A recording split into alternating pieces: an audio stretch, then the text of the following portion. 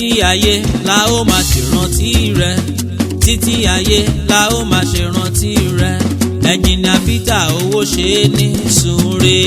Títí ayé la ó máa ṣèrántí rẹ, títí ayé la ó máa ṣèrántí rẹ. Ẹnjìnìà Peter Owoseni ó dìgbà o. Ó gbọ́dún mẹ́ta lónìí o tí bàbá ọmọ ti lọ. Àwọn ọmọ tó fi sáyé gbogbo wọn ló ń ṣe lédè rẹ. Chief Mrs. Títílayọ̀ rántí rẹ lọ́jọ́ gbogbo. Ó ní a fẹ́ ọ ṣùgbọ́n Jésù fẹ́ ọ jù wá.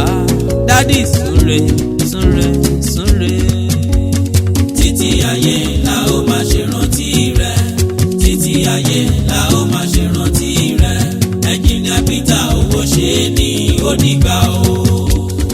Ẹni tá a fẹ́ràn dénú bó bá fayé sílẹ̀ dandan ni ká máa ṣèrántí irú wọn nígbà gbogbo. Tó bá jẹ́ni tó wúlò fún mọ̀lẹ́bí tó ṣe iyebíye lọ́kàn àwọn ọmọ, wọn ò jẹ́ gbàgbé irú rẹ̀ láéláé. Tó bá wá jẹ́ni tó ṣiṣẹ́ rere nígbà tó ń bẹ láyé, tó fayé sílẹ̀ tí òkú àkúrun, tó fàwọn ọmọ olóríire sáyé, tó fi mọ̀lẹ́bí tó dára sáyé, dandan ni kí wọ́n máa ṣèrántí irú rẹ̀ nígbà gbogbo àti lọ́jọ́ gbogbo.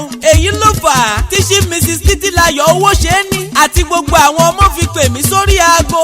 Wọ́n lónìí ọjọ́ kejì nínú oṣù kẹjọ ńlọ pé lọ́dún mẹ́ta gẹ́rẹ́gẹ́ tẹ́ Ẹnjìnìà Peter Oladokun Owoseni ládùúgbò Ìjẹmọlérì Jíyàn Èkìtì ṣe bẹ́ẹ̀ dára alẹ̀ míì tuntun. Ó dágbére fáyé. Bàbá kílí ayé pé ó dìgbà ó ṣe, ó ní káwọn ọmọ àtìyàwó máa lò yókù. Chief Mrs. Títílayọ̀ Owoseni aya rẹ̀. Ó ní láti ìgbà náà títí dàsìkò yìí. Ó ní ta ló jẹ́ ṣe bí olólùfẹ́ tòun. Ọ̀rẹ́ ìmùlẹ̀ tí ò lẹ́lẹ́gbẹ́.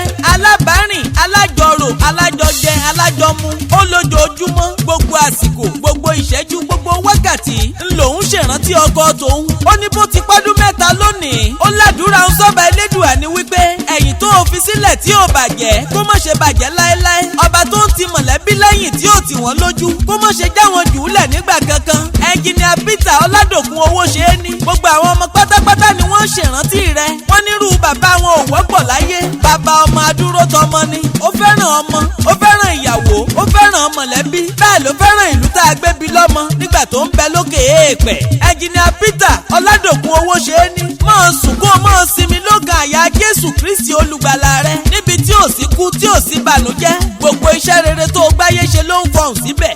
Ọmọ ẹlẹ́rẹ́jìnrín amọ̀nà mẹ́fà ńlẹ́ o. Ọmọ ẹlẹ́rẹ́jìnrín amọ̀nà yẹ́yẹ́yẹ́ máa sùn re. Ẹ̀ta rẹ̀ ti rá ayé, ẹ̀ta rẹ̀ ti ro abọ́ ọjà. Ọmọ baba aládé àlàáfíà.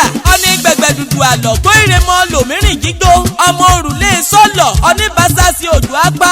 Ẹnjìnìà Peter Oladokun Owoseni ọkùnrin jẹ́ kí amúgbàgbọ́ renireni. Gbogbo àdúgbò ló rántí ipa rere tó gbélé ayé kó. Gbogbo ìlú ló rántí gbogbo tó gbélé ayé ṣe. Àwọn mọ̀lẹ́bí ò gbàgbé.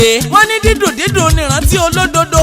Ọkọ Chief Mrs. Títílayọ̀ Owoseni máa gbárùn sọ̀run re. Títí ayé la ó máa ṣèrántí rẹ, títí ayé la ó máa ṣèrántí rẹ. Ẹnjìnìà Peter Owoseni ó dìgbà o.